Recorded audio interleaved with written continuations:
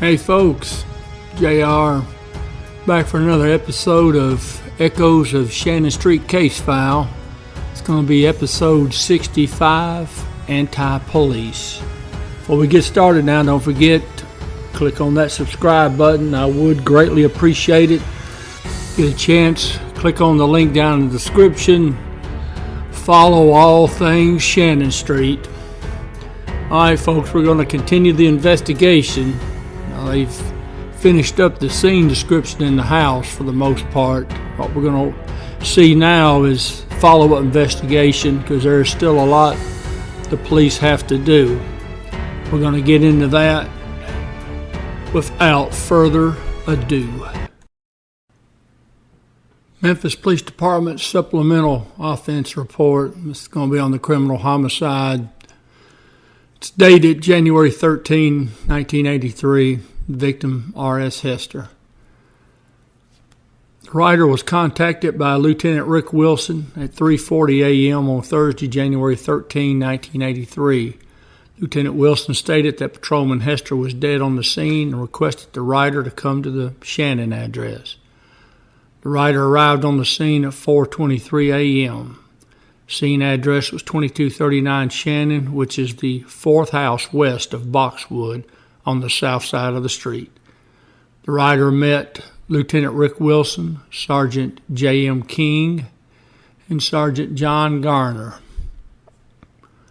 Lieutenant Wilson requested the writer to go to the City of Memphis Hospital morgue for photographs and body chart. Lieutenant Wilson stated that Sergeant Torrance Landers of the Police Security Squad was en route to the City of Memphis Hospital.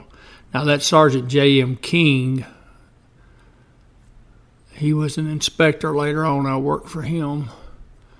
The writer arrived at the City of Memphis Hospital morgue at 5 a.m. and met Sergeant Landers of the police shoot team. Sergeant Landers had made 8 colored Polaroids of Patrolman Hester dressed in his uniform. Pictures I have of Officer Hester are in the uniform. These were given to the writer. Sergeant Landers stated that he also had taken 2 rolls of 35mm pictures. Sergeant Landers also stated he had made body charts. Sergeant Landers then went to Methodist Central Hospital to have consent for the autopsy paper signed by Patrolman Hester's wife. How unpleasant that would be. Sergeant Landers also had Patrolman Hester's clothes and personal property. It should be noted that Patrolman Hester did have a gold wedding band on his left hand that would not come off. At 5:15 a.m., the writer took additional Polaroid photographs of Patrolman Hester's injuries. At 5:30 a.m., Captain Josh Randall arrived at the morgue and identified the body of Patrolman Hester and signed the morgue book. At 6:35 a.m., the writer, while in the Violent Crimes Office, turned in the 8 R&Is for this offense. So when it says 8 R&Is, that means that's 8 report numbers. The R&I on Patrolman Hester is 83-01-13-2672, which if you look, folks, the first 2 numbers are the year, next 2 numbers are the month, and then you have the day of the week. The following 7 R&I numbers from 2673 through 2679 are for the 7 unknown male blacks. At 6:58 a.m., the writer went to the Communications Bureau and taped the call times and scene times of the original call to 2239 Shannon. The writer also obtained a copy of the call cards showing call times, scene time, and time officers called for help. Captain Lewis of the Violent Crimes Office advised the writer that in custody was a male black, T.C. Smith, who had been at the 2239 Shannon address at the time the police officers arrived. Captain Lewis requested the writer to bring T.C. Smith to the Violent Crimes Office to determine the possible names of the 7 victims. The writer checked T.C. Smith out of detention at 8:50 a.m. and brought him to the Violent Crimes Office. Sergeant Anderson gave the Miranda warnings to T.C. Smith at 8 a.m. on Thursday, January 13, 1983. T.C. Smith stated he understood these rights and did sign a waiver acknowledging his understanding of these rights at 9:01 a.m. All right, so I guess that time I stated 8 a.m. when they brought him up. That should be 9 a.m., I guess. T.C. Smith stated that he was at Lindbergh Sanders' home this past Tuesday, January 11, 1983. He stated that a Michael Coleman was also at this location and that Michael Coleman telephoned the police, stating that the police had been by this address looking for him for snatching a purse.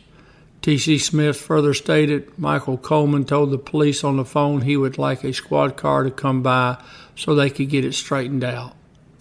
T.C. Smith was present at 2239 Shannon when the squad car arrived. Mr. Smith stated the police had decided to arrest Michael Coleman.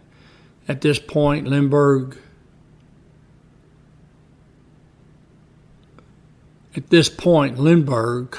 Smith told the officers that if they arrested Michael Coleman,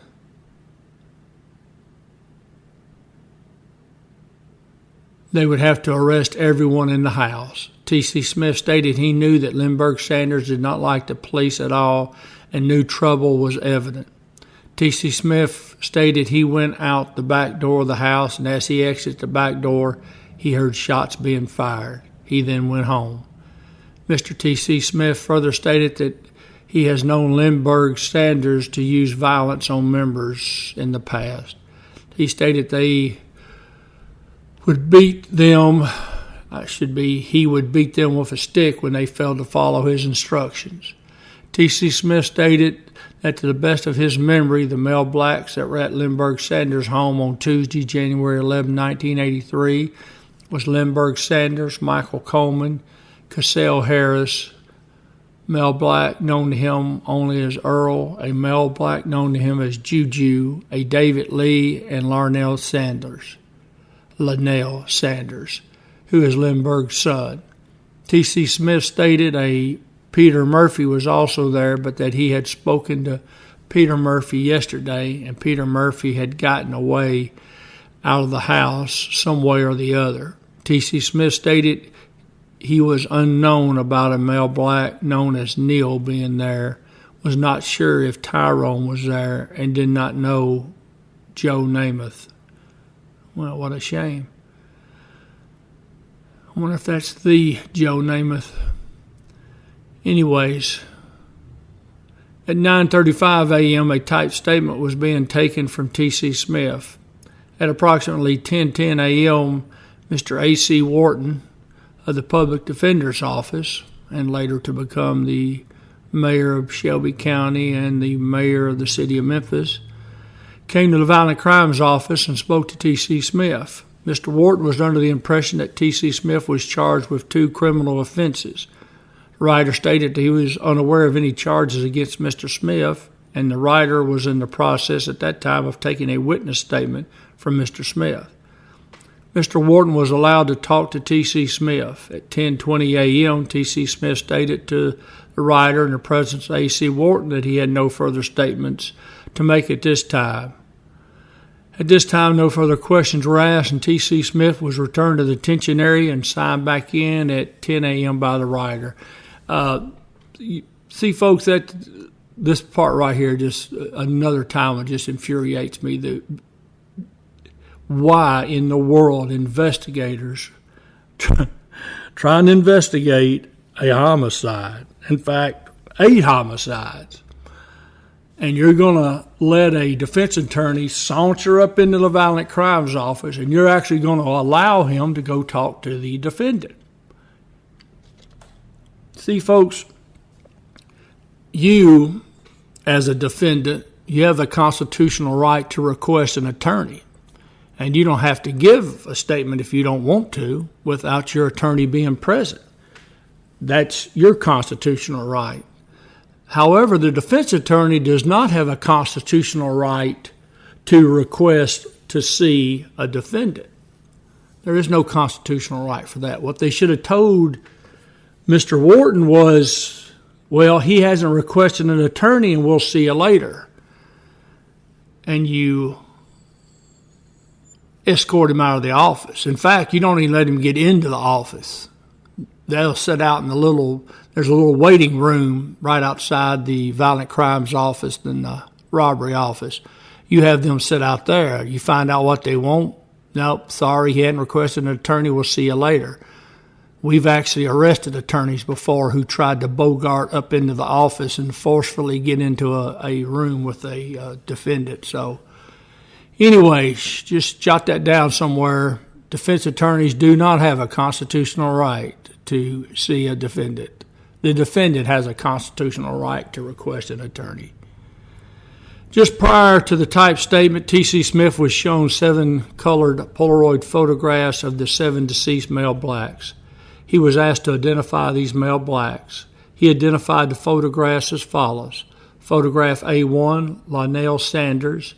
Photograph B2, Michael Coleman. Photograph C3, David Jordan. Photograph D4, Cassell Harris. Photograph E5, Earl Thomas. Photograph F6, Lindbergh Sanders. And photograph G7, male black known as Juju. At 9:45 a.m. on January 13, 1983, the writers were in the Violent Crimes Office and were given a list of names of 7 male blacks, which were possibly the suspects shot and killed in the residence at 2239 Shannon this date.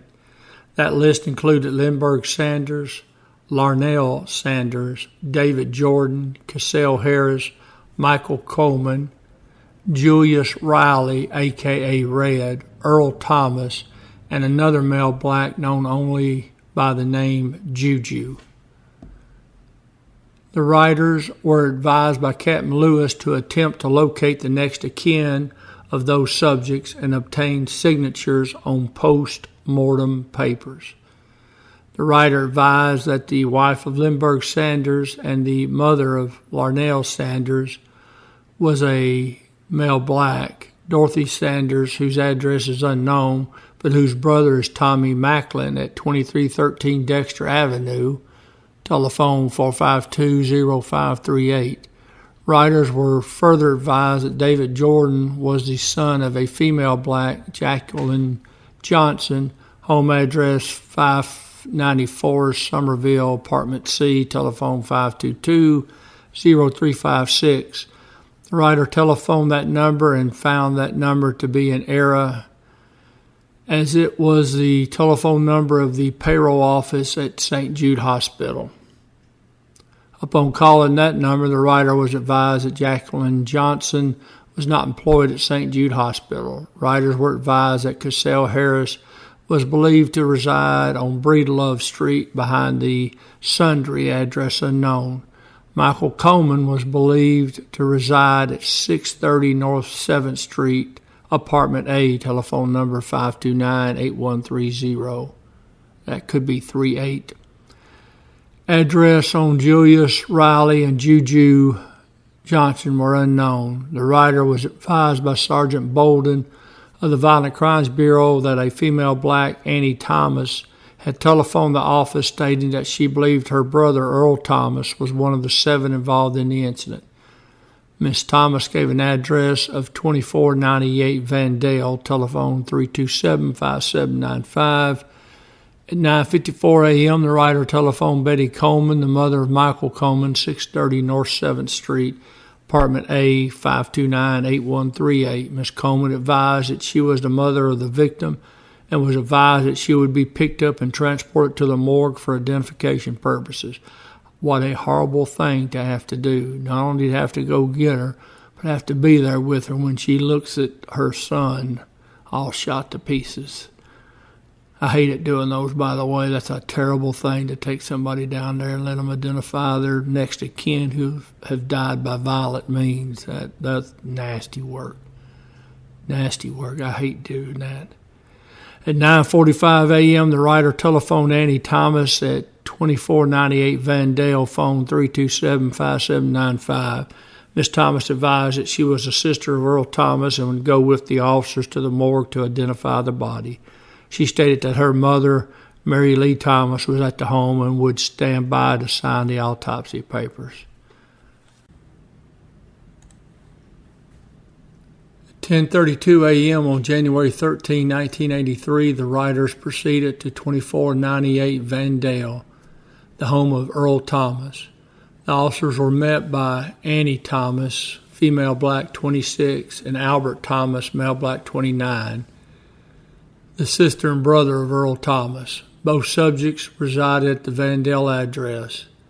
The officers proceeded to the morgue at the City of Memphis Hospital, and at 10:41 a.m., Annie Thomas and Albert Thomas positively identified the body of Earl Thomas, who is designated by the number E5, Echo 5, as being their brother.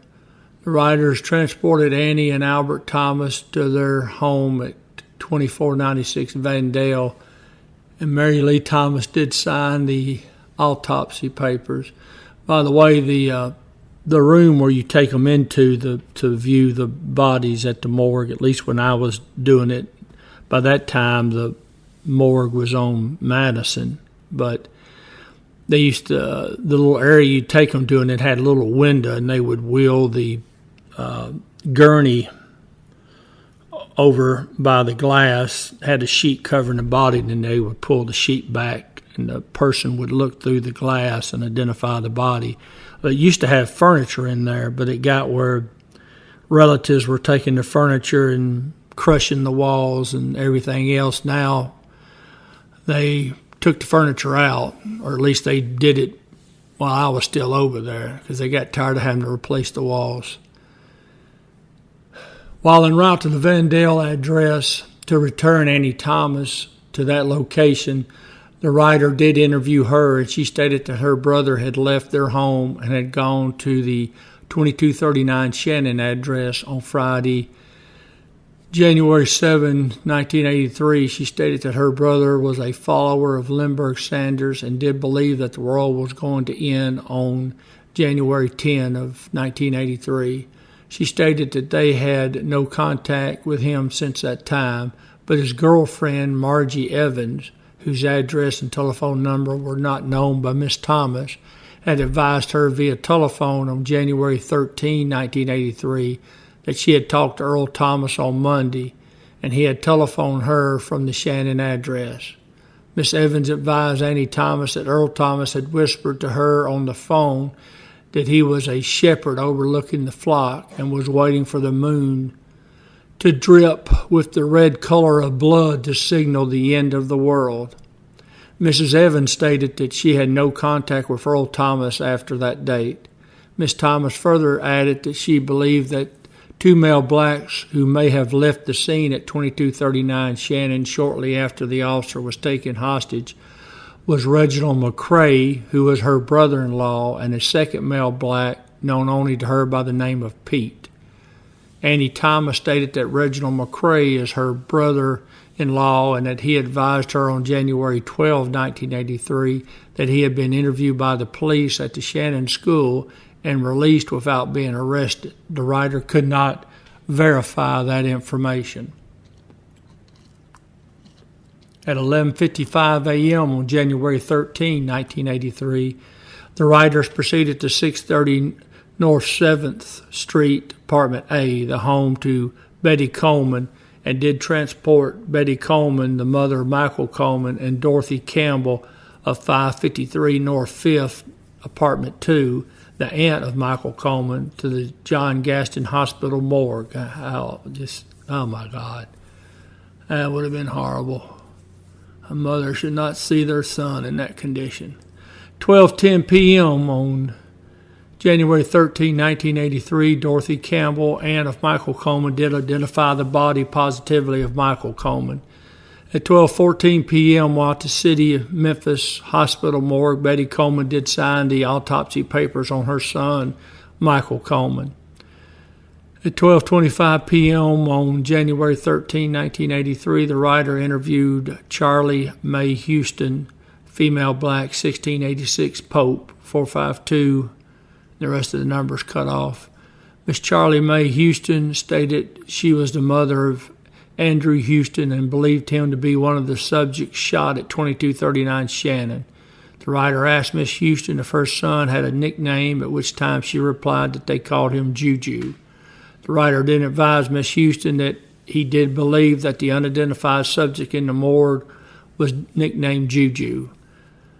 Sergeant B. Wheeler, the security squad, was at the John Gaston morgue and did take over the investigation and further identification of the bodies and obtaining of the post-mortem papers. All previously signed autopsy consent forms were turned over to Sergeant Wheeler. Betty Coleman and Dorothy Campbell were returned to 630 North 7th, Apartment A by the writers, who, returning to that location, the writers attempted to interview both subjects regarding Michael Coleman. Both Miss Coleman and Miss Campbell were reluctant to talk to the investigators, but, and I cannot read that name, something Coleman, did state that her son was anti-white, but she had never heard him state anything about being anti-police or make any reference to the police being the devil or Antichrist. She stated that her son had never been in trouble with the law except for being returned home after curfew when he was a juvenile. She stated that she had been involved in the religion for approximately 4 months, and she stated she had talked to Lindbergh Sanders on the telephone before but had never met him. And then the writers returned to the Violent Crimes Office and advised Captain Lewis. All right, folks. Going to wrap up this episode. Appreciate y'all tuning in. As you can see, there's a lot of work investigators have to do, that the police have to do with a case. It's not just simply cleaning up the bodies and everybody go home. Talking about weeks and weeks of follow-up work. In this particular case, of course, you're going to have evidence sent off to TBI, so you're talking about months.